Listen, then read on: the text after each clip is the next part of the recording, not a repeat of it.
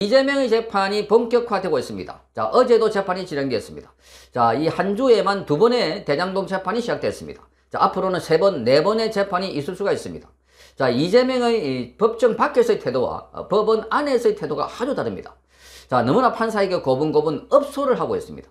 지난번에 영장실질심사에도 자, 이 유창훈 부장판사에게 목이 메여가지고 그래서 판사에게 제가 좁은 유치장 안에 갇혀 있으면은 자, 많은 검사들이 수십 명의 검사들이 달라붙을 텐데 혼자서 방어하기 힘드니까 자, 제 방어권 보장을 위해서라도 구속하지 말아달라 업소를 했습니다. 자, 이게 다 인정이 되면 50년 동안 감옥에 있어야 될 것 같다 이렇게 말했습니다. 판사님이 제 운명을 결정한다. 그래 업소를 하니까 아마 유창훈 판사도 이재명의 혐의가 인정된다 해놔놓고 나중에 자, 영장에 대해서 기각을 하지 않았을까 이렇게 하는데 어제도 마찬가지입니다. 자신의 재판 관련해서 자, 검찰과 이렇게 검찰에서 공소 내용을 또 설명하니까 중간중간에 반박을 했습니다. 이렇게 말했습니다.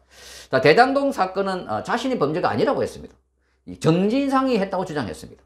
정진상이 한 게 내가 한 것이냐, 가까운 사이면 책임을 져야 되냐 이렇게 말했습니다. 헌법상의 연좌제가 있느냐 이렇게 물었습니다. 깜짝 놀랄 일들입니다. 지난번에는 이 대장동은 주로 유동규가 했다고 했다가 유동규가 적극적으로 반박하니까 이제는 그 대상을 정진상 측근에게 돌려버린 것 같습니다. 그래서 지난번 재판에도 정진상에 띄안아주고 포옹하면서 등을 두드려주는 이유가 바로 여기 있는 것이구나 하는 생각이 듭니다. 어쨌든 이렇게 쭉 공방 이어가다가 마지막으로 판사가 그러면 피고인 측이 정리할 말이 있냐 이렇게 물으니까 감사하다 하면서 무려 34분 동안 떠들었습니다. 34분 동안. 그 피고인이 이렇게 긴 시간 동안 떠드는 여도 별로 없다고 합니다. 자, 이렇게 말합니다. 그 대장동 일당들이 저를 싫어한다 그렇게 말하면서 자, 유동규가 말했다고 하면서 박근혜 그 대장동 인용을 했다고 하면서 대장동 일당들이 저를 보고 지네들 졸라 싫어한다 뭐 이런 이야기를 했다고 합니다. 그러면서 박근혜 최순실 미르 재단을 언급하면서 자, 이게 비유를 하면서 그래서 이 정진상은 자기가 좀 다르다 이렇게 말하고 있습니다. 이걸 언급한 걸 보면 굳이 자, 박근혜와 최순실 씨를 언급하니까 그러니까 이재명과 정진상 사이를 대치를 만들어 갖고 정진상이가 책임지고 했다 이렇게 은연중에 지금 표현한 걸로 보입니다. 계속해서 길게 설명하니까 재판장이 그러면 대충 이제 됐으니까 마무리해달라 이렇게 말했습니다. 그러니까 이재명은 자, 고맙다 거의 끝났습니다 이렇게 하면서 감사합니다 라고 하면서 자, 존경하는 재판장님 말씀을 많이 들은 것 같은데 기회를 주셔서 거듭 감사드립니다 이렇게 아주 거듭 이렇게 굽신거리는 태도를 보여줬습니다. 자, 요거를 보면 지금 이 이재명은 판사에게는 철저하게 말하자면 부복해가지고 지금 자세를 낮추고 있는 그런 태도를 보이고 있습니다. 문제는 자기 범죄가 아니라 정진상이다 이렇게 말하고 그리고 박근혜 대통령과 최서원 씨, 최순실 씨를 대입하듯이 정진상을 대입해가지고 완전히 그렇게 프레임을 짜고 있다는 것을 알 수가 있습니다. 자, 지난 6일 재판에서는 이렇게 말했습니다. 자, 건강을 많이 배려해 주셔서 감사합니다 이렇게 말했습니다. 자, 그때도 지팡이를 짚고 갖고 지각을 했습니다. 자, 그래서 너무 많이 말하면 재판에 지장이 있을 것 같습니다. 이렇게 말하면서 본인이 판사의 입장에서 더욱더 생각하는 것처럼 이렇게 말하고 있습니다. 이재명은 도대체 남을 배려하는 사람이 아니라 남에게 아프다고 하면 더 아픈 것을 찌르는 이런 사람을 보이는데 재판할 때는 그야말로 순한 양같이 이렇게 보입니다.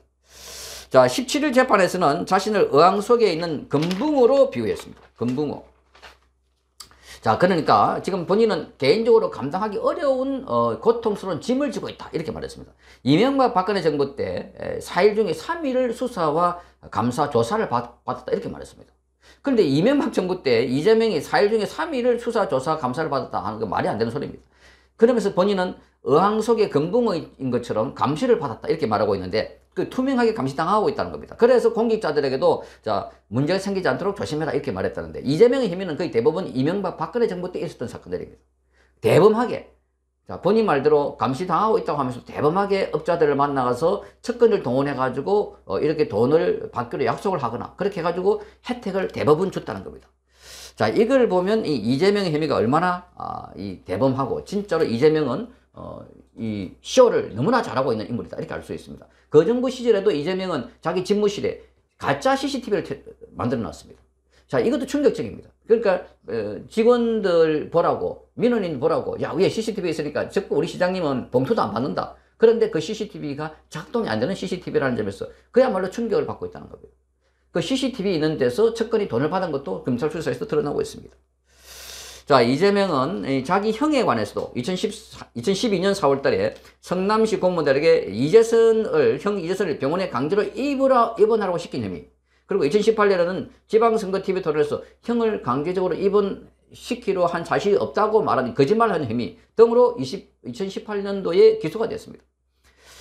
그런데 2019년 2월 달에 수원지법에서 열린 첫 심리에서 정상적인 직무 집행을 두고 이렇게 법정에서 논쟁하고 형님의 명백한 정신질환을 증명해야 되는 게 너무나 가슴 아프고 안타깝다. 자, 그러면서 우리 가족의 아픈 가족사를 건드리는 게 너무나 고통스럽다. 이렇게 말하고 있습니다. 자, 이게 이재명은 아픈 가족사를 말하는 게 아니라 형님에 대해서 본인이 깍듯이 이야기하고 있는데, 그러나 이재명의 형님에 대해서 욕설 녹음을 들어보면 정말 깜짝 놀랄 정도입니다. 형을 사람으로 취급하지 않는, 그야말로 적으로 입에 담지 못할 욕설을 하고 있습니다. 더더구나 자기 형수인 박인복 씨에 대해서는 더욱더 놀랄 정도입니다. 여성에 대해서, 그것도 신체 특정 부위를 이렇게 이야기하면서 욕설을 하는데 깜짝 놀랄 정도입니다. 그럼에도 불구하고 1심, 2심 모두 1심에서 모두 무죄를 받았고, 자, 2심에서는 친형 강제 의혹에 대해서 허위 사실을 공표했다고 유죄를 받았습니다. 그런데 대법원의 파기환송심에서는 최종 무죄를 받았습니다.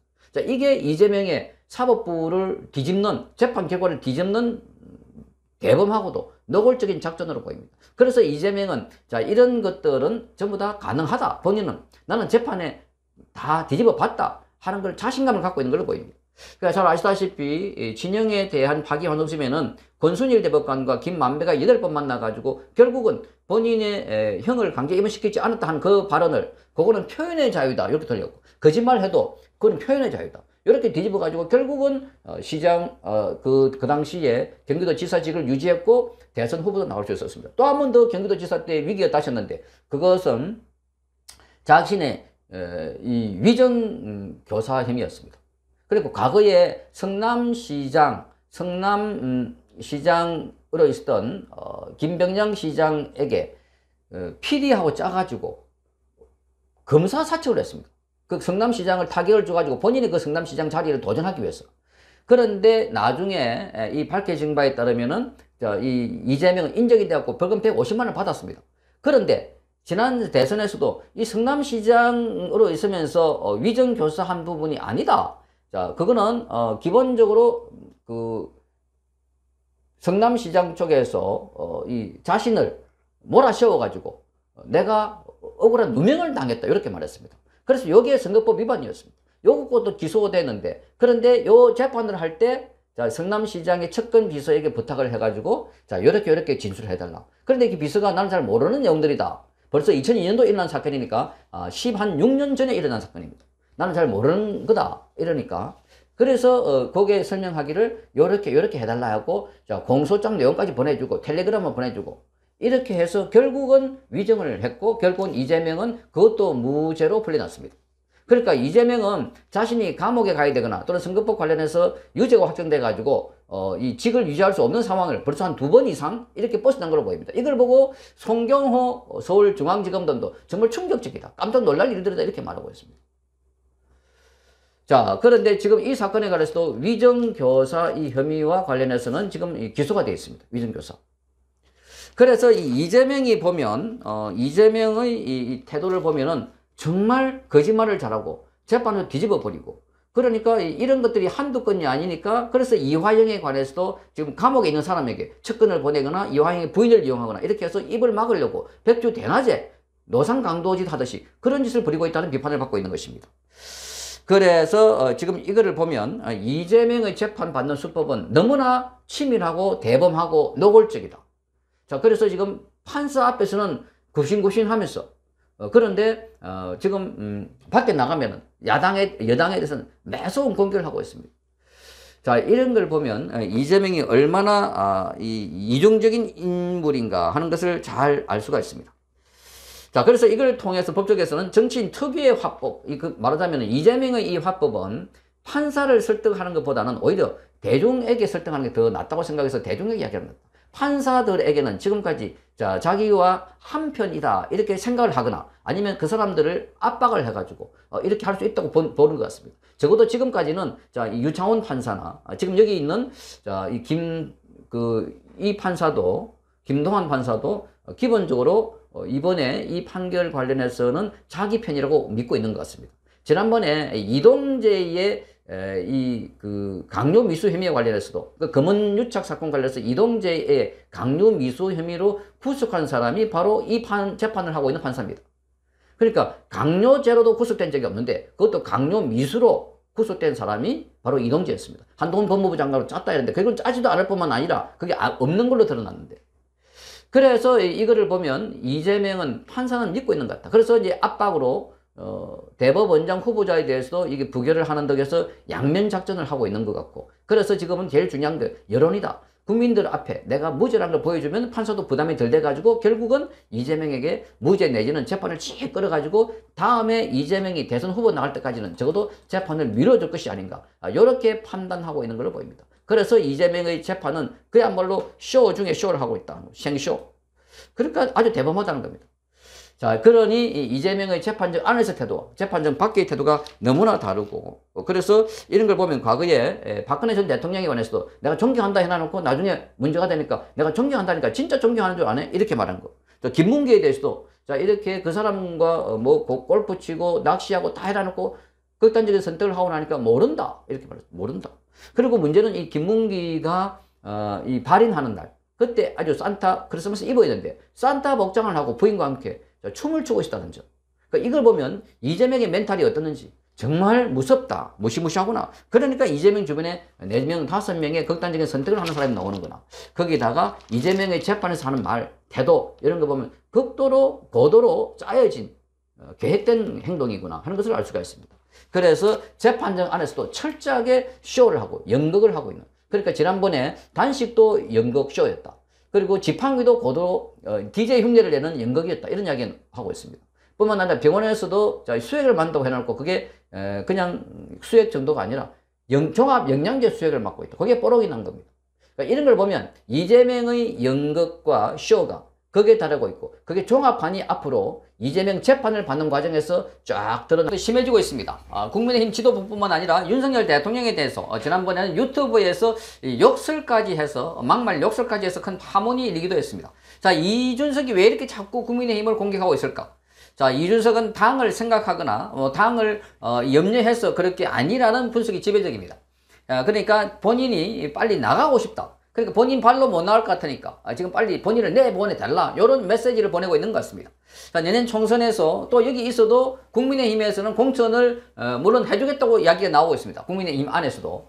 그런데 국민의힘에서도 이준석을 내보내는 것보다 안에 두는 게 낫다 하는 사람, 그리고 이준석은 지금 당장에 보내야 된다 이렇게 주장하는 사람이 각각 다른 말을 하고 있습니다. 자, 그래서 이 이준석을 당장에 내보내야 된다는 사람은 그동안 이준석은 안에 계속해서 내부 총질을 하고 갈등을 유발해 왔기 때문에 이준석이 나간다고 해서 오히려 지지율에 보면은 자, 한 3, 4% 지지율이 더 올라갈 수 있다 이렇게 주장하는 사람도 있습니다. 바로 김민수 대변인의 설명입니다. 자, 그리고 이 이준석에 대해서 지금 이준석이 밖에 나가서 창당을 하거나 또는 수도권에 나오면은 결국은 국민의힘에 큰 타격을 주게 된다. 그래서 이준석을 끌어안아야 된다라고 주장하는 사람도 있습니다. 윤상현 의원과 그리고 하태경 의원들이 그런 주장을 하고 있습니다. 그래서 이준석을 공천을 해주고 끌어안아야 된다 이렇게 말하고 있습니다. 자, 어쨌든 이준석은 본인은 지금 그동안 노원병에 3번이나 출마했지만 다 떨어졌습니다. 그래서 다음에 출마할 곳은 지금 계속해서 노원병에 나가면 떨어질 것 같으니까 자기가 마음껏 골라가지고 갈 수 있는 곳, 그러면서 국민의힘과 더불어민주당이 이렇게 백중세를 보이는 곳, 거기 골라가지고 가면 국민의힘이 자기를 잡지 않을까. 그래서 자, 계속해서 자기를 탈당시켜달라, 출당시켜달라, 이렇게 메시지를 보내는 것 같습니다. 그렇게 되면 본인은 국민의힘으로부터 탄압받는 이미지에다가 그리고 밖에 나가서 다른 세력과 규합해가지고 그래서 국민의힘의 후보를 내는 곳에 본인은 무소속이나 또는 신당을 만들어가지고 당을 출마하지 않을까 이렇게 보여집니다. 자, 국민의힘의 김건식 송파병당협위원장은 20날 라디오에서 이렇게 말했습니다. 이준석 전 대표가 서울 노원병에 출마하는 것 자체를 지금 주저하고 있다 이렇게 말했습니다. 그래서 나를 쫓아내달라 이렇게 하면서 탈당 구실을 만들고 있다는 분석입니다. 자, 이준석이가 출마를 준비 중인 노원병이 여당에는 험지니까 그래서 총선이 다가올수록 여권을 직격하면서 다른 길을 만들어 가겠다 하는 이야기입니다. 자, 그래서 이준석은 당이 본인을 내쫓아내는 그림을 원하고 있는 것 같은데 내년 총선에서 다른 지역을 노리기 위한 작업에 착수했다 이렇게 알려지고 있습니다. 자, 당내 친윤계 사이에서도 이준석에게 노원병 공천을 줘도 떨어질 가능성이 크니까 공천을 줘도 된다 하는 이야기가 나오고 있습니다. 그래서 여기에 이준석이가 선제적으로 대응을 하고 있는 겁니다. 그러니까 공천 거기 안 가겠다는 겁니다. 딴 데 가기 위해서는 자 그러면 나를 내보내달라. 그러면 내가 거기 가서 출마도 하고 그래서 거기 가서 출마하게 되면 국민의힘 위협이 되니까 그래서 자기를 붙잡기도 하고 업소하기도 하고 이런 작전을 쓰지 않을까 이렇게 봅니다. 자, 그래서 앞으로 행보에 대한 이준석의 메시지도 더 선명해지고 있습니다. 그는 17일날 MBC 라디오에서 이렇게 말했습니다. 자, 무소속 출마설에 대해서는 제주도에서도 출마할 수도 있다 이렇게 말했습니다. 비명 행사 당하기 전에 결행하겠다 이렇게 말했습니다. 그렇게 여권에 변화가 없을 경우는 노선을 달리해야 하겠다는 겁니다. 사실상 이 이준석은 뭐라 그럴까요? 벼랑 끝 전술을 쓰고 있는데 뭐 이준석에 대해서 여권에서 큰 비중을 두고 다룰 상황이 아닌 것 같은데 그런데 이준석은 자기 스스로가 젊은이들, 청년들을 본인이 대표하고 있다 이렇게 주장을 하고 있습니다. 과잉 이 대변인입니다. 과잉 대표. 그러니까 국민의힘 안에서도 청년이 많은데 굳이 이준석이가 필요 없는데도 불구하고 이준석이 매달려 있으니까 이준석이 더욱더 그렇게 하고 있는 것 아닐까 하는 겁니다. 자, 그래서 지금 이준석과 관련해서는 이준석이가 나가면 불리하다 하는 사람들도 이준석의 편을 두고 있는 그런 쪽이 아닐까 이렇게 보여집니다. 자, 그래서 이준석은 그림을 그릴 때 박해받고 있는 탈당을 해서 그래서 노원병에 한 3번까지 출마해도 안 되니까 이제 당으로부터 쫓겨나가가지고 그래서 본인이 동정심을 얻어가지고 동정표를 받아가지고 압박을 하겠다. 그래서 이제 이준석은 다음에 당선된다고 보지 않는 것 같습니다. 이준석은 지금 한 10몇 년 동안 계속해서 정치 낭인처럼 지내왔기 때문에 앞으로도 그 길을 가겠다. 그러면서 계속해서 이 보수 진영 옆구리에 들어서서 압박하면서 그래서 기생을 하겠다 하는 글로 보입니다. 자, 그래서 이렇게 슬슬 자신의 거취 문제를 흘려가지고, 그래서 그쪽에 있는 사람들 새로 규합하기도 하고, 그래서 또는 국민의힘에서 자기를 잡아줘서 계속해서 이렇게 있어달라, 이렇게 말하고 있는 것 같습니다. 자, 그런 측면에서 보면은 이준석은 정말 노예하다. 이 젊은이 치고는 정치 공학에 빠르다. 이렇게 보여집니다. 그런데 이 우파 진영에 있는 많은 사람들은 빨리 이준석을 내보내라는 겁니다.